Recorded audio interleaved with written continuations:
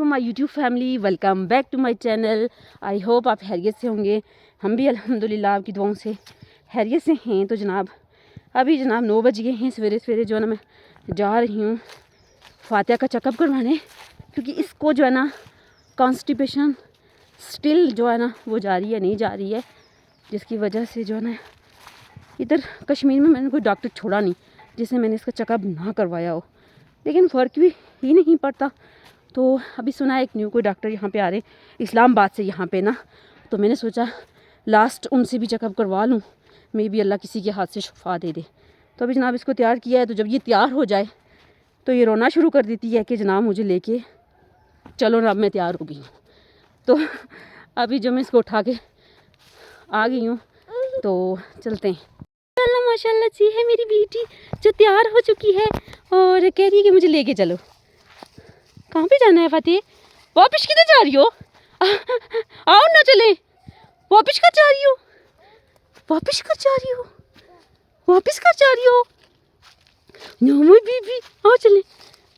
माशाल्लाह माशाल्लाह। तो जनाब ये जब तैयार हो जाए ना पूछे, इतना तंग करती है, इतना तंग करती है कि मैं घर पे क्यों, मुझे लेके चलो। और जब मैं इसको लेके गई ना, रास्ते में जब इसने देखा मेरी अम्मी के लिए कि नानो हमारे साथ नहीं, तो उसने वापस चलना शुरू कर दिया कि उनको भी साथ लेके चलें, क्योंकि ये मेरी अम्मी के साथ बहुत ज़्यादा अटैच है ना।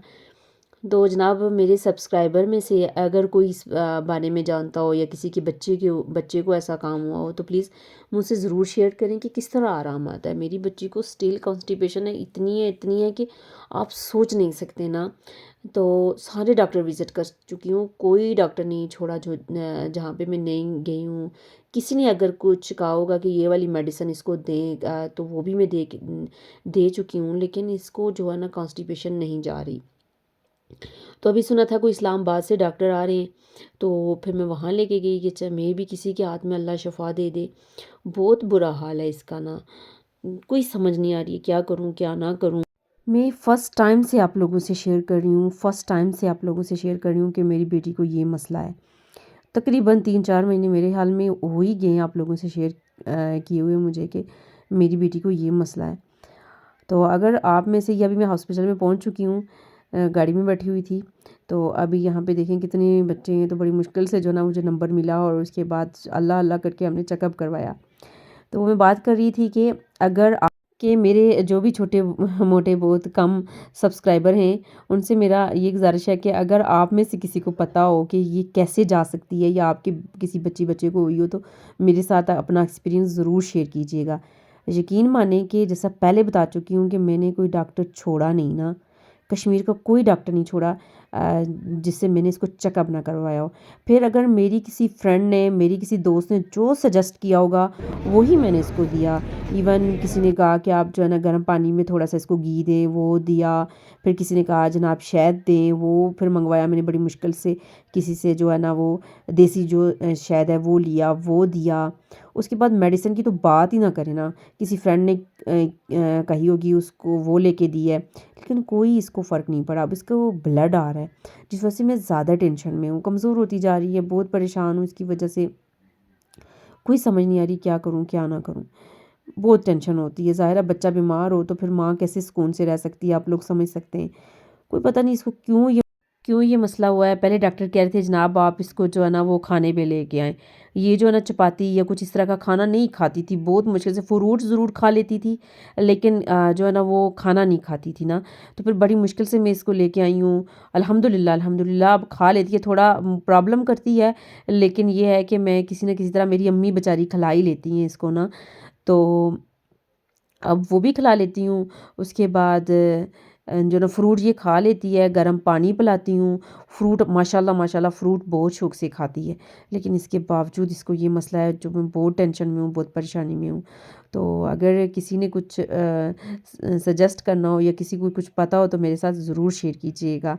तो मेरी बेटी को जो है ना वो दुआओं में ज़रूर याद रखिएगा। तो जनाब यहाँ पे हम पहुँच के खाना खाने के लिए इस होटल की जो वीडियो मैंने पहले भी आप लोगों से शेयर की हुई है, तो मैंने सोचा आज अम्मी को भी ट्राई करवाती हूँ। फिर यहाँ पे हमने आर्डर दे दिया है, और आर्डर देने के बाद जो ना वेट करना काफ़ी मुश्किल होता है तो बस अभी यही कर रहे हैं, वेट कर रहे हैं। और साथ में मेरी बेटी ने इतना शोर मचाया हुआ है, कभी इधर भागती है कभी उधर भागती है। इसने इतना हमें तंग किया यहाँ के पे ना पूछें अम्मी ना हो ना तो मैं तो इसको 1 मिनट भी नहीं संभाल सकती ना, बहुत तंग करती है ये।